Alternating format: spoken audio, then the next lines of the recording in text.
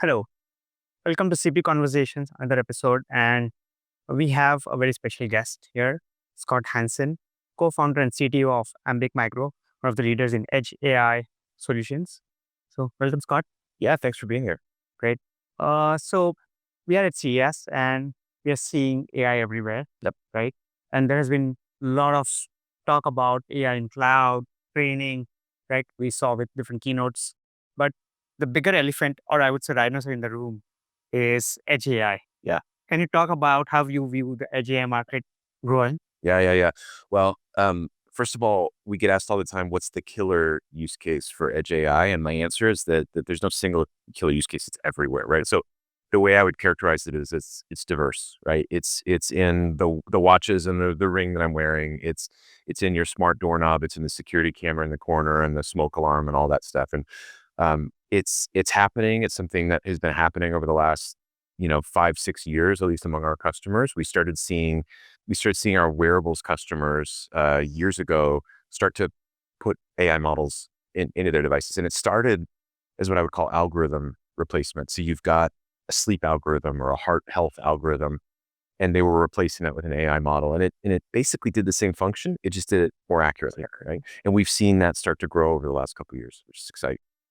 And all of this is being done at low power. That is the key, right? Yeah. And I mean, that's the big difference between the cloud is that you tend to be extremely resource constrained out here at the edge, right? We've got small memory, you've got a very small power footprint because you tend to be battery powered or you're solar powered or something like that. So that's where Ambiq comes in. My company, Ambiq, we build world's most energy efficient chips and we do so to enable intelligence everywhere. That's Ambiq means ambient IQ, ambient intelligence. So from the start, that's been the vision. I'd love to tell you that I knew deep neural networks were going to be the vehicle to do this, but I founded the company 15 years ago, and I would say that it's all really start to come together in the last couple of years as deep neural networks have become powerful, as training techniques have gotten better. So I'm really excited about where the world's going. That's great.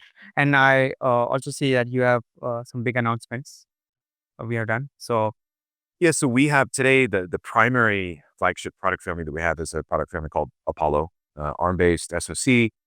We just announced our next flagship product called Atomiq. And this is our first product that actually has a neural processing, an NPU inside. And that came about because we started seeing the workloads on our Apollo family get bigger and bigger. And there was a certain class of customer that needed more. They needed to have bigger networks. They needed to run bigger workloads. And so Atomiq solves that problem. We've got a neural processing unit. We've got in-package DRAM that can be on the order of a couple hundred megabytes. okay. So suddenly the model sizes that we can support go from 1 to 3 megabytes up to maybe 200 megabytes. We can support performance levels that are on the order of 200 plus gig operations per second. And from a cloud standpoint, that sounds small, but at the edge, it's an enormous amount of bandwidth. So think about the minute you add a camera to a device, suddenly there's a ton of data that needs to be processed.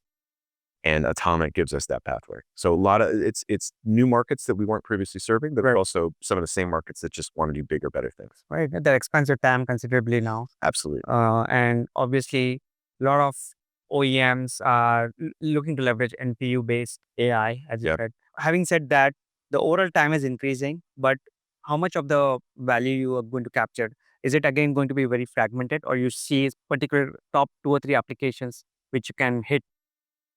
It's a little bit of both, right? So we see some big segments that we're serving with this product, but it's also, we see a broad set that we will target in time. So first 3 markets that we'll target with Atomiq are smart cameras. So think everything from your consumer-oriented smart doorbells to security cameras and hunting cameras and whatever. Second is wearables. That's actually a market that we serve really well today, but they want to do next level things. They want to add conversational UIs that you speak to and that they speak naturally. Like a pin or pendant. It could be, yeah, absolutely. That will be form factors like that. A pin or pendant. It could be your watch. It could be AR glass. Yeah. So that's the third big opportunity for us is AR glasses, and that's actually a market we serve today, but not the camera version. It's more of a coprocessor. And it would be either co-processor or main processor. It depends on the use case. We actually see that there's going to be a lot of MCU only glasses out there because the minute you go to a big Linux grade processor, you're spending a lot of power, you're heating up. I mean, these are tiny form factors, right? And you're heating up the temples. So we see all of that as a big opportunity for us. And, the vision there is not that AR glasses is going to be the one end all be all device. It's that AR glasses and watches and rings and pendants and badges, they're all going to be extensions of the cloud. So think about ChatGPT or Gemini or Llama being in the cloud, but having little sensors out on the real world. And that's the way you interface with it. So we're excited about that opportunity. And we think that Atomic's going to be front and center there. Longer term, we look at, robotics as a big opportunity. We're seeing robots everywhere here at CES.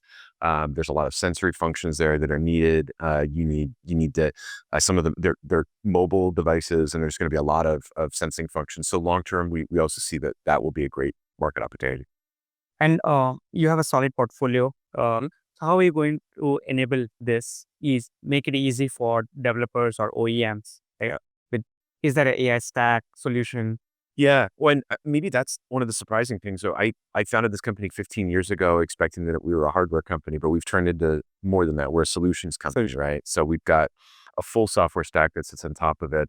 And that's everything from graphics software to connectivity software to security software and AI software, to your point. We have 3 different pieces that I think are worth mentioning on the AI side. You've got libraries and kernels that we provide. So think of these as every, AI model layer has special functions that implement that layer. We provide those kernels in an optimized way for our platform.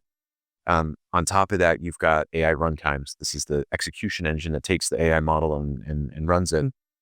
And we're doing that. We've got a couple different options for customers, but again, highly efficient and tuned for our platform.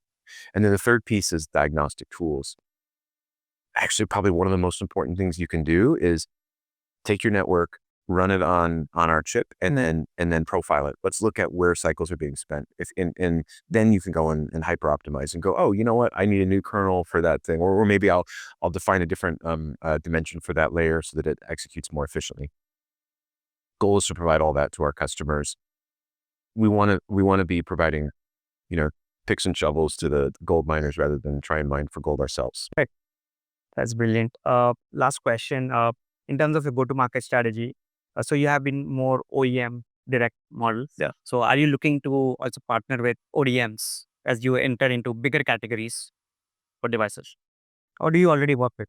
We work with a whole variety of partners, let's say, to reach the customer. Everything from smaller design houses that will design products and then sell them to end brands. We work directly with the big brands. We work with the ODMs and the CMs. Right.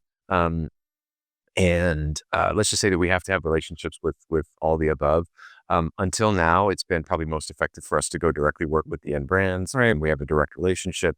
But as we look to scale, we absolutely need to reach out to some of these other parties, and we're working on that.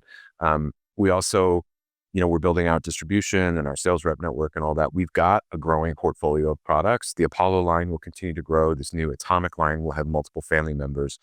And so we will grow that. To do that effectively, though, you've got to grow all the collateral that goes with it, right?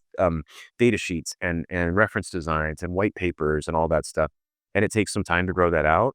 Look, as CTO, that's the stuff that feels easy to me. I look at it and go, all we got to do is just, you guys spend cycles on it, and there's AI tools that make that easier.